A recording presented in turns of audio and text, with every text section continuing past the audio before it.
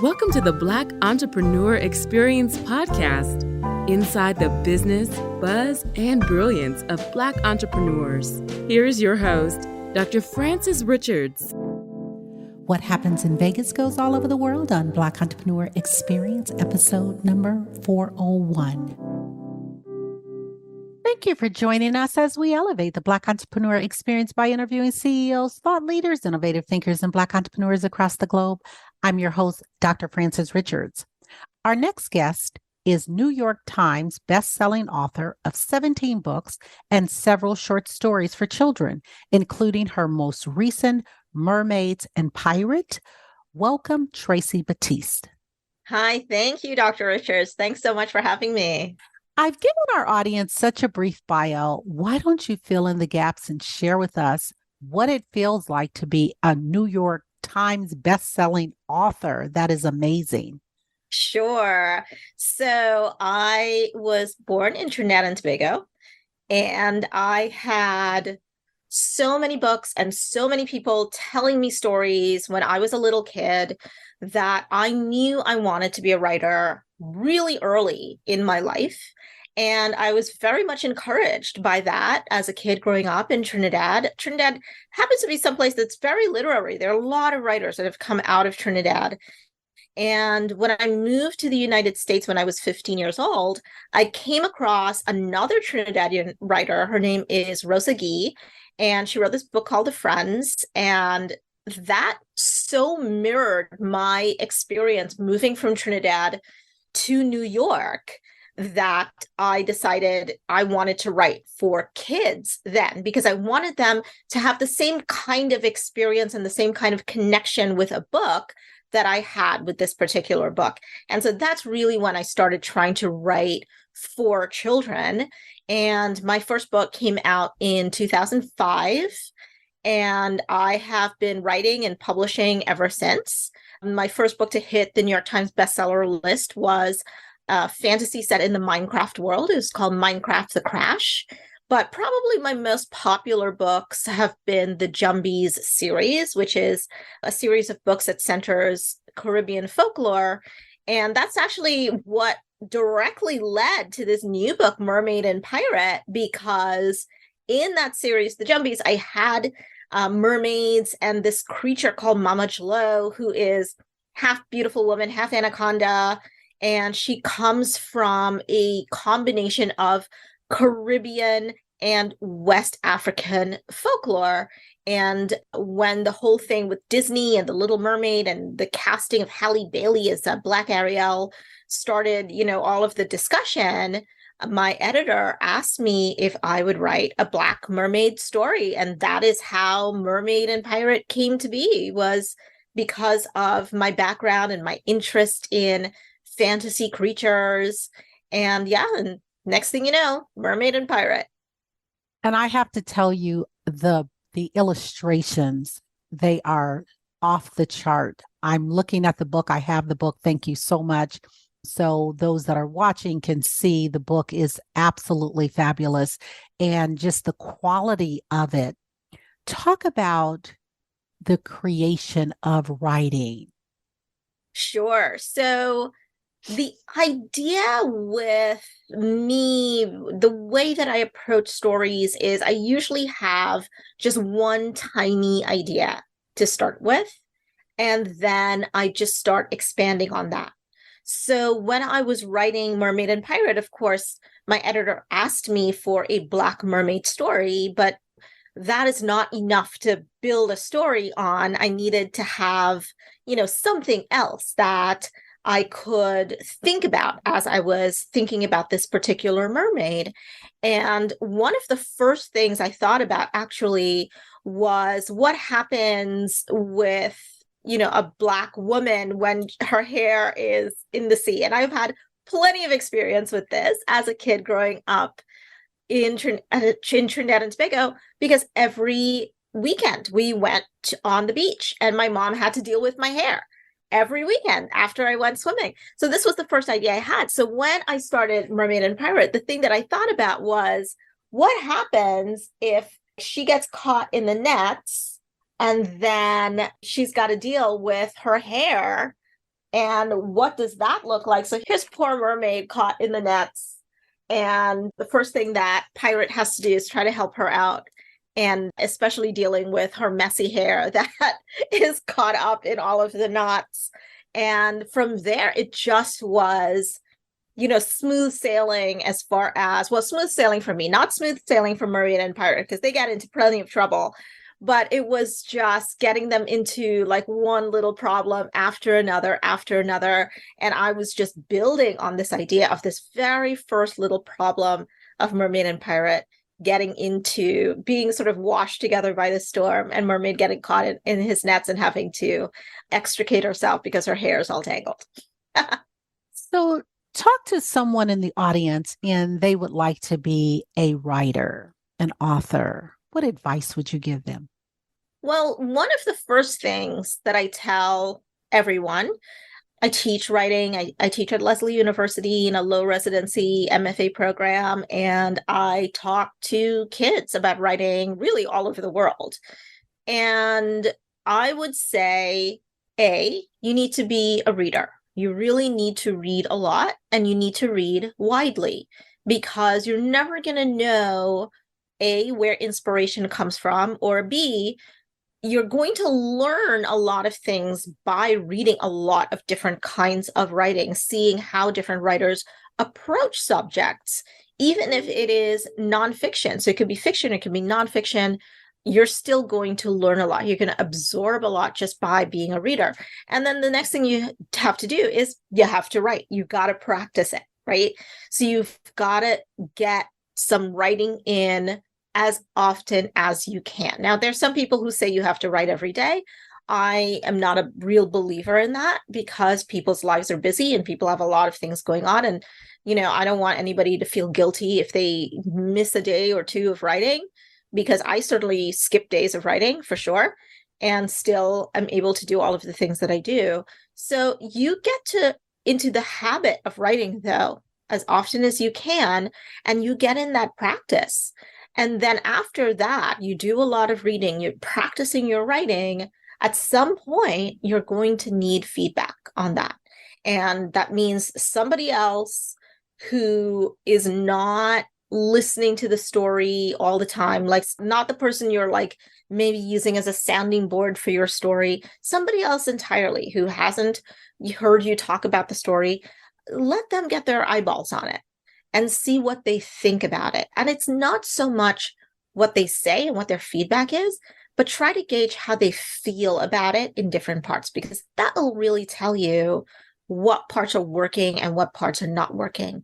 When people have their emotions caught up in the story, those are the parts where the story is working. And if they're like sort of not really feeling one way or the other about a certain part, that's probably where the story is not working. So really pay attention to how people feel about the story and not so much what they say about the story. Did you self-publish any of your stories? No, all of my stories have been through traditional publishers. So my very first novel came out in 2005. That one was called Angel's Grace, and that one came out through Simon & Schuster. And I've had several other books since then. I've worked with a number of different publishing houses. And Mermaid and Pirate is through Algonquin Young Readers, which is a division of Workman and Hachette. Would you recommend someone go through a publishing house or self-publish?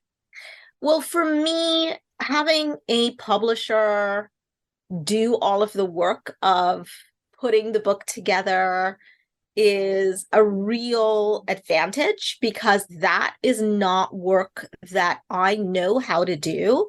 The thing is, when you have a book that's like this, you need an illustrator. I was not the person who chose the illustrator for Mermaid and Pirate. The publisher did that. The illustrations are really gorgeous. Like, you look at the book, these are high quality illustrations. Being able to, have illustrations like this really requires somebody who understands what they're doing, somebody who knows how to manipulate the files to get the best layout for each of the pages, because the illustrations and the text for the story are two separate things and they need to figure out how to put those things together, then having the book go to a printer who like really knows what they're doing with this and being able to get the best colors out of those files and things like that. These are not things that I am familiar with as an author. So having a publisher do those things for me is a huge advantage because it means that I really can just focus on the writing of books and not the publishing of books, the marketing of books, the printing of books, the selling of books. I don't have to worry about those things. But there are a lot of people who do really well self-publishing because they're okay with taking on all of these other roles. And if you are a person who's okay taking on all of those other roles, then yeah, I mean, definitely go for it. It's just not something that works for me personally. I really like being able to partner with a publisher who handles all of those other things for me.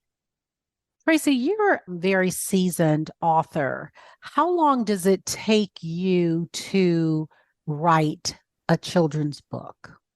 It kind of depends. So my very first novel, Angel's Grace, I wrote that in maybe about 6 months or so. But my second novel, The Jumbies, took me 9 years to figure out. I started working on it. I put it away for a long time. I came back to it. I put it away, came back to it. So it took me 9 years to figure out how to write that book. But then the next book in the series only took 9 months. The one after that took 4 months. There are some picture books I have worked on for 3 or 4 years before I got it right.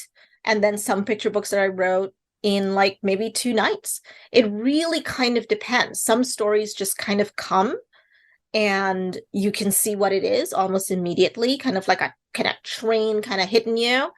And some stories just take a lot of work and take a lot of time. Mermaid and Pirate was something that I worked several months on before I felt like I had a really good idea of what this story was going to be. But yeah, I mean, it really depends on the book. Different books will take you different amounts of time for sure. So you've been doing this a while. What has changed in the industry and in regards to someone finding a publishing house? So one of the things that has changed from my very first book being published in 2005 to now is that there's a lot more information out there about publishing, and there are a lot more people publishing, especially people publishing in children's literature. So a lot more people writing picture books, chapter books, young adult novels. So the market is busy and crowded, but the writing has gotten steadily better. So the kind of writing that's being published now is just so excellent. And it just has been growing in that way. The other thing that I've noticed with publishing is that there is a lot more opportunity for writers of color now than there used to be. It used to be that you might see 1 or 2 writers of color on a list for a publishing house, like per season. And now there are way, way more writers of color because people are coming to realize that there are so many more stories that have not been told. There are all of these cultures that have all of these stories that they want to be able to bring to all readers. So there's a lot more opportunity, I think, now for writers of color to be traditionally published, but you're also competing with writers who are doing just amazing, amazing work. So you really have to be excellent when you are trying to come into the industry and put out a book. What is something that we don't know about being an author that we should know? Let me think. What is something that you should know? I think that especially for children's book writing, I think a lot of people think that it is easy to write for kids, especially when you think about a book like a picture book, right? You think that it is 200 to 500 words. You think it's simple, it's easy because it's short. But what I've learned is that the younger you write for, the younger age group you write for, the harder the writing becomes. Because with books for older kids and for adults, you have a lot more knowledge in the reader that you can hang things on. The reader is bringing a lot to that book that they know, so that you don't have to, as the writer, do a lot of that scaffolding so that they can understand certain things. So you can write a story with a certain level of expectation that the reader is going to bring to it. But as you write for younger and younger people, you are writing for somebody who maybe doesn't have a lot of experience in the world. So you are bringing new ideas to them, and you have to approach those ideas in a way that you're teaching them about these concepts as you are telling a story.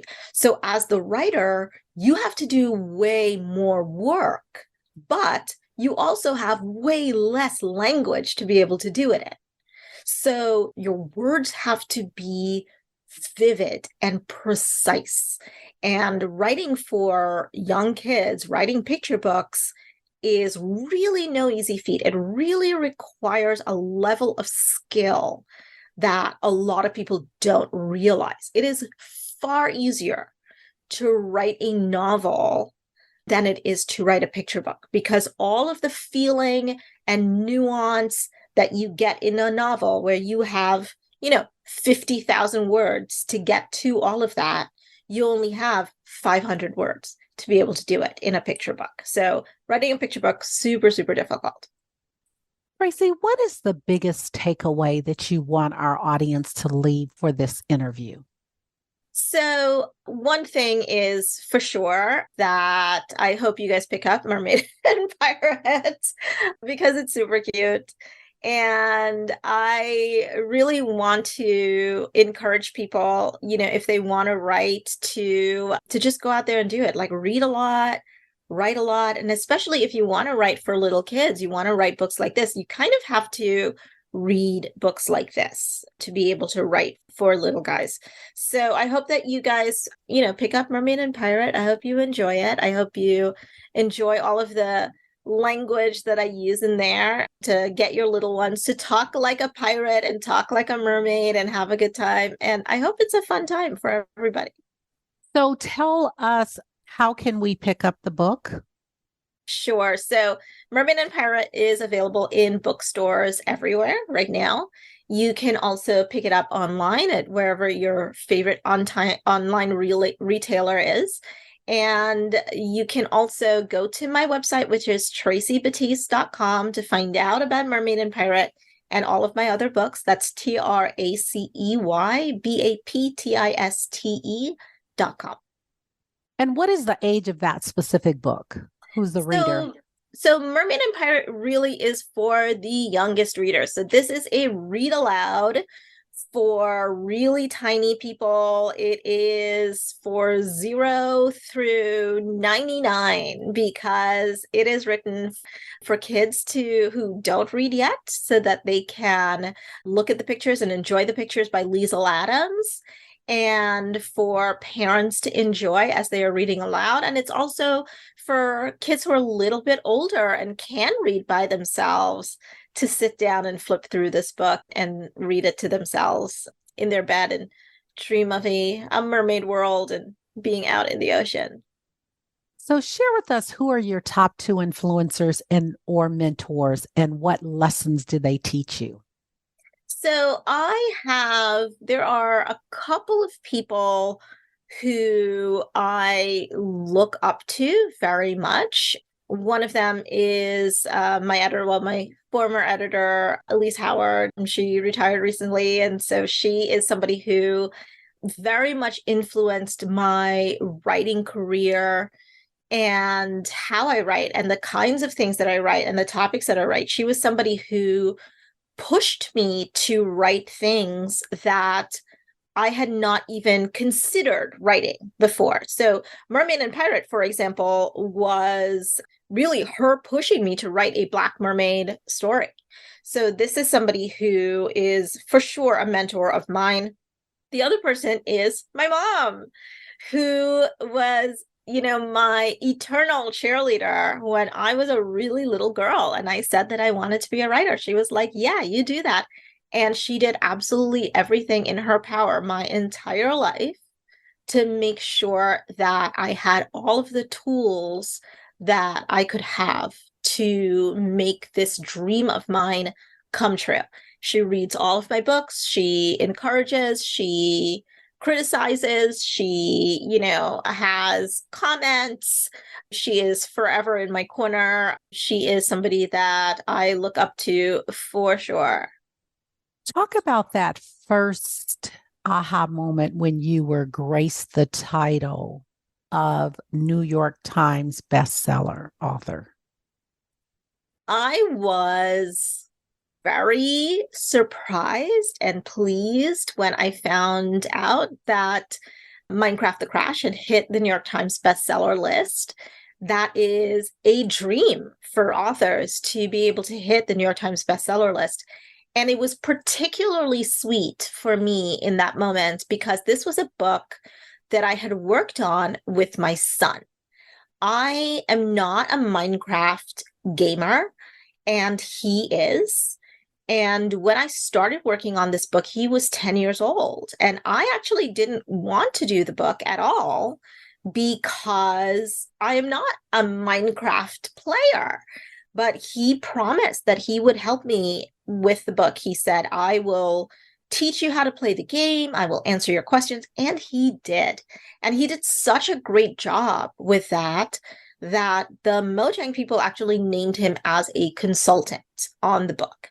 So on the page with all of the ISBN number and the Library of Congress information and whatnot, very bottom, it says Consultant Adam Baptiste, because I could not have done it without him. So it had double special meaning for me when I found out that it had hit the list, because it is for sure a career highlight to hit the New York Times bestseller list, but also that I did it because of this book that I had worked on with my child was really super special. Meanwhile, when I told him that we had hit the New York Times bestseller list, he did not care, not even one little bit. Like, he was not impressed by this at all. So that was really funny. And also kind of reminds me that, like, the things that are important to me, not necessarily important to everybody else. So it was one of those moments where I was able to enjoy it, but also get perspective in that same moment. I was able to get a little perspective of, yes, that's nice, but it's not the only thing. Thank you for sharing that. Tracey, if you conducted this interview, what is the one question you would have asked yourself? I want you to ask the question and answer it. Ooh, that's a good question. That's a hard thing. I think so. I'd ask, why Black mermaids? Why write a story that specifically centers Black mermaids?